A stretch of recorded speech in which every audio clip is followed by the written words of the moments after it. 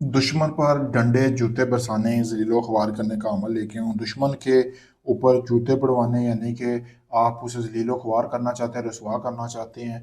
तो मैं आपको बताऊंगा कि एक ऐसा नक्श देने जा रहा हूँ जो कि आप तवार या मंगल या बुध के रोज़ लिख कर उसको आपने करना ये है कि किक्कर के 7 कांटे लेने हैं, ठीक है।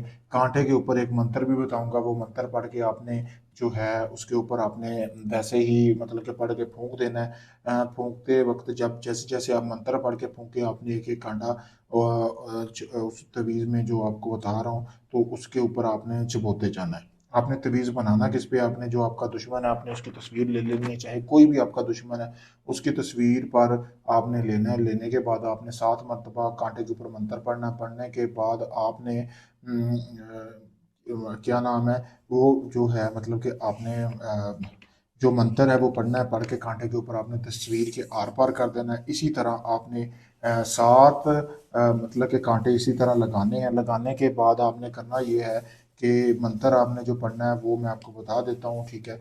ओम थांग थांग, ओम थांग थांग, ये आपने मंत्र पढ़ना है। सिर्फ 3 अल्फाज का ये मंत्र है, ओम थांग थांग। ये आपने जो है मंत्र पढ़ने के बाद एंड पे आपने स्वाहा बोलना है, ठीक है। बोलने के बाद आपने कांटा लगा देना है।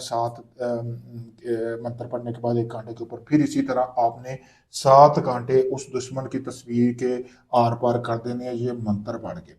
तो जैसे ही आप तब इस तस्वीर के मंत्र पढ़ के आर पार करेंगे, फिर आपने बोर्ड देखना है। जो बोर्ड होता है, दरख्त बोर्ड, एक दरख्त होता है, उसकी आपने दाढ़ी के साथ एक लाल रंग के कपड़े में ये तवीज़ बांध कर आपने लटका के आ जाना है। ठीक 7 दिन के अंदर अंदर आपका दुश्मन जो आपको बहुत ज़्यादा तंग करता था, वो खुद जलीलो ख्वार रुसवा होकर रह जाएगा। बहुत पावरफुल अमल है, जैसा मैंने बताया वैसे करें।